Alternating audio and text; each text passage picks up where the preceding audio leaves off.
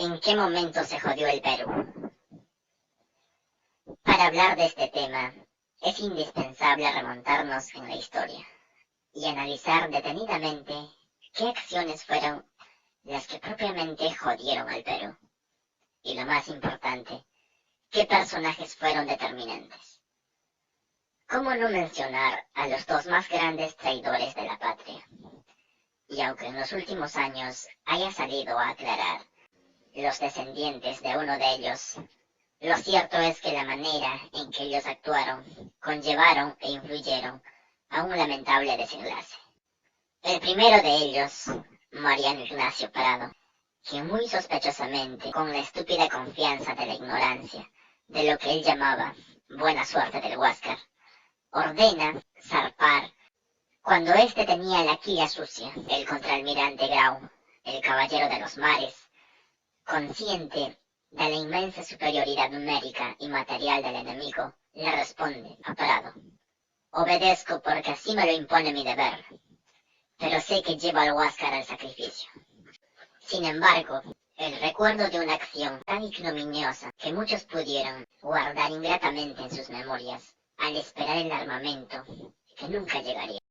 Después de la colecta nacional que había realizado Prado, se esperaba que viajara a Europa para adquirir 2 blindados. Sin embargo, a escondidas se embarca a Panamá y posteriormente a París, en diciembre de 1879. Es aquí donde entra el segundo gran farsante de la historia del Perú, el califa, como lo llamaban, e incluso colegios y avenidas llevan su nombre. Nos referimos al que siempre fue muy bien recibido en el país del sur, Nicolás de Piérola, el mismo que, aprovechando que Prado había dejado Lima, se hace del poder. Vamos a enumerar algunas de sus acciones tan deplorables. Lo primero que hace al asumir la presidencia es cortar todo tipo de apoyo y abastecimiento al ejército del sur, acantonado en Tacna, al mando de Lizardo Montero, quien había derrotado a Piérola en revoluciones que este último había iniciado. Así que lo tenía como enemigo político y sentía celos. Si llegaba a tener una buena campaña en el sur, sería reconocido y podría arrebatarle la presidencia. El pueblo limeño empieza a alzar la voz y realiza manifestaciones, debido a que en Lima se hallaban 2 divisiones de 8.000 hombres cada uno, y Piérola ordena mantenerse en los cuarteles. Así que, para silenciar las protestas, embarca un cargamento en el que iba supuestamente la salvación del ejército del sur. Grande sería la sorpresa al abrir el cargamento y hallar montones de tela blanca y 2 ametralladoras inservibles. Piérola se había burlado de ellos. En tercer lugar, el llamado ejército de Arequipa, que había salido 2 meses antes al mando del coronel Leiva para unirse al ejército de Tacna, nunca llegó. Muy seguramente, este otro traidor no llegó a su destino por órdenes de Piérola, que era su amigo. Además, ambos eran de Arequipa. 2 días después de la batalla, se publica en el diario oficial del gobierno lo siguiente: hace 2 días fue destruido en Tacna el último reducto del corrupto régimen anterior. Se referían a los mártires de la batalla del Alto de la Alianza, que todo el Perú lloraba. A ese extremo llegaba la insanía mental de este dictador al servicio de Chile, en el peor momento de la historia del Perú. En cuarto lugar, habían pasado algunos meses, y las tropas del sur avanzan y llegan hasta la capital, y Piérola deja tranquilamente desembarcar a las tropas del país del sur, los mismos que empiezan a invadir Chorrillos, desbaratan viñedos, se embriagan como si fueran sus vinos, y es propicio atacar, tal como pide licencia el general Cáceres. Para sorpresa del brujo de los Andes, Piérola se lo niega, aduciendo que había establecido una tregua con el general Baquedano de Chile. Lógicamente, los mapochos, al pasarles la borrachera, se les olvida la tregua, se reorganizan y atacan a una tropa peruana mal distribuida. Es así que inicia la retirada, y por orden de Piérola, Elmo de Males, internan sus armamentos en el cuartel Santa Catalina. Por esa razón, los chilenos ocupan Lima y encuentran 15.000 fusiles que prácticamente Piérola les había entregado. Formen ustedes mismos sus propias conclusiones sobre este individuo, que era un huésped muy especial en Chile. Piérola se refugia en la sierra y luego de algún tiempo retoma la política. Y como es normal, el mal de amnesia en nuestro pueblo, fue hecho presidente una vez más.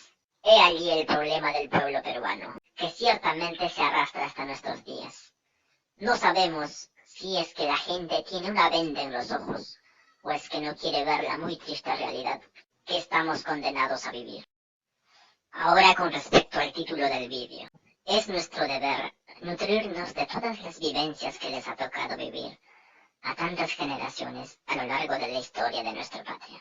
Así descubriremos que hay muchas versiones sobre cuándo ocurrió.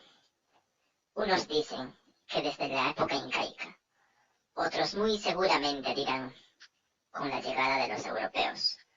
Otros, sin lugar a dudas, se referirán a estos dos personajes infames antes mencionados, que estoy seguro, recién descubiertos por muchos, como responsables del triste destino.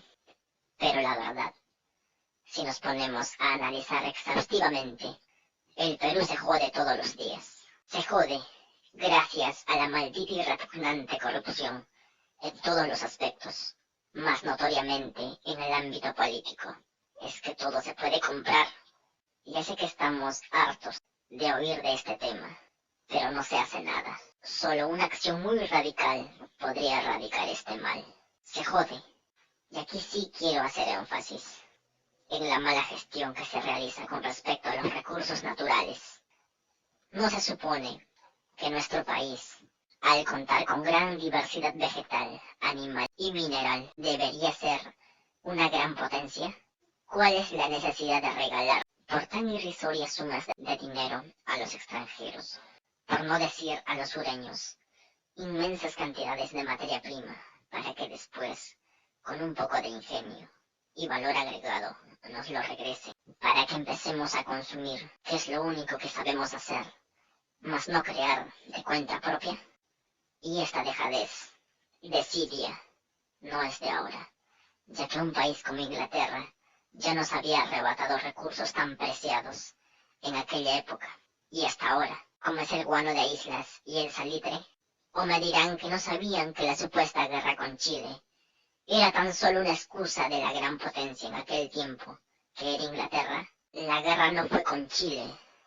¿Hasta cuándo vamos a seguir con costumbres tan inaceptables como recién se mencionaba, el consumismo? Adquiramos prácticas que nos sirvan a mejorar el rendimiento en nuestras actividades económicas. No nos acomplejemos con hábitos que solo buscan desestabilizar. Y con respecto al recurso hídrico, ¿me dirás que cada vez hay menos agua?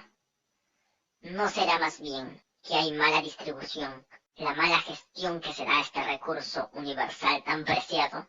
Uno de los aspectos que influyen al mal manejo es la torpeza o corrupción de los gobernadores al colocar a personas incapaces en puestos vinculados con los recursos naturales. Ahora, hace algunos años, sonaba con fuerza el tema de La Haya. Ahora dime, ¿crees que habrá guerra con Chile? ¿Crees que a Chile le conviene perder a uno de sus mercados más importantes y sobre todo al país que le abastece de materia prima? No. Chile quiere que sigamos siendo sus esclavos. ¿No se dan cuenta de que nuestros presidentes siempre van a Chile para disque establecer buenas relaciones? Lo hacía el traidor Piérola, aunque era muy evidente. Lo hizo Ollanta Humala antes de iniciar su mandato. Y ya lo hizo Pedro Pablo Kuczynski. ¿Por qué será, no? Hay que mantenerse vigilantes.